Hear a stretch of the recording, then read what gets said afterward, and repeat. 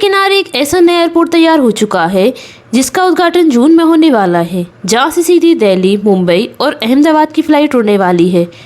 97 करोड़ का ये एयरपोर्ट दमन की टूरिज्म इंडस्ट्री, होटल, बिजनेस और पूरी अर्थव्यवस्था बदल सकता है। ये नया एयरपोर्ट दमन के मारवाड़ इलाके में बनाया गया है। अब बात करें अगर इसके डिजाइन की, तो ये एयरपोर्ट लगभग 1.01 लाख स्क्वायर मीटर एरिया में फैला हुआ है, जिसकी टर्मिनल्स बिल्डिंग करीब 5460 स्क्वायर मीटर की है और यहाँ मौजूद है 12 check in counters, future expansion की सुविधा, VIP लगेज और लगभग 180 पैसेंजर की वेटिंग कैपेसिटी के साथ modern security system, parking area और A320 एयरक्राफ्ट हैंडल करने की क्षमता। यानी छोटा होने के बावजूद ये एयरपोर्ट पूरी तरह मॉडर्न एविएशन स्टैंडर्ड पर बनाया गया है। नमस्कार दोस्तों, स्वागत है आपका हमारे चैनल फैक्ट्स मोहिनी पर। अगर आप हमारे चैनल पर नए हैं तो चैनल को सब्सक्राइब करना ना भूलिएगा। आज हम बात कर रहे हैं भारत के सबसे चर्चित नए रीजनल एयरपोर्ट में से एक दमन एयरपोर्ट के बारे में। दमन एक छोटा सा समुद्री शहर जो कभी पुर्तगाली कॉलोनी हुआ करता था। आज ये जगह मुंबई और गुजरात के लोगों के लिए एक नया फेमस वीकेंड डेस्टिनेशन बन चुकी है।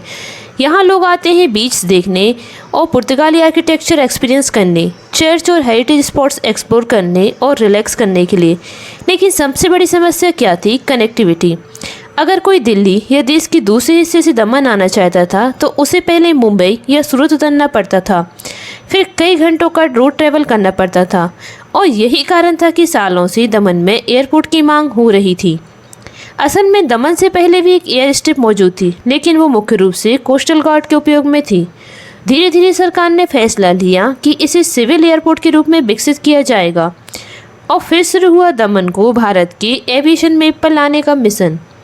यह प्रोजेक्ट उड़ान स्कीम के तहत विकसित किया गया, जिसका उद्देश्य छोटे शहरों को हवाई कनेक्टिविटी देना है, जिसमें सरकार का फोकस था टूरिज्म बढ़ाना, साउथ गुजरात इंडस्ट्री को सपोर्ट देना और मुंबई पर डिपेंडेंसी कम करना।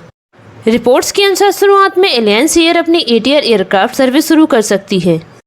अब सोचिए, मुंबई से लोग सिर्फ कुछ मिनटों में ही दमन पहुंच जाएंगे। बीके टूरिज्म में कितना बड़ा बदलाव आएगा।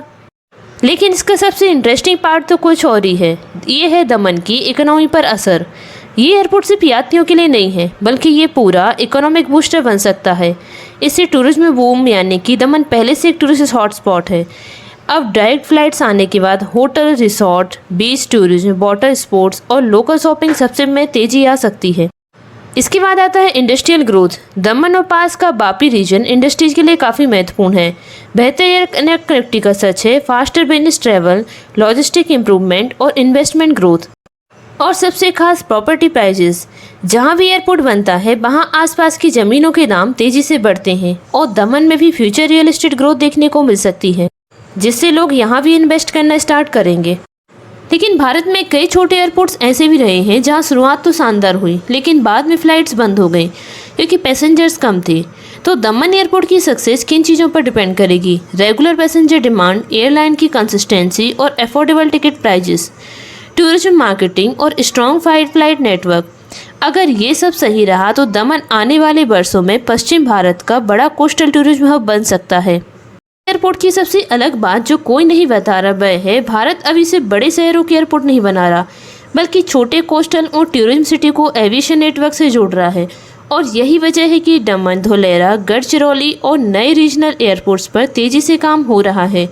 ये सिर्फ ट्रैवल नहीं बल्कि फ्यूचर इकोनॉमी स्ट्रेटेजी है।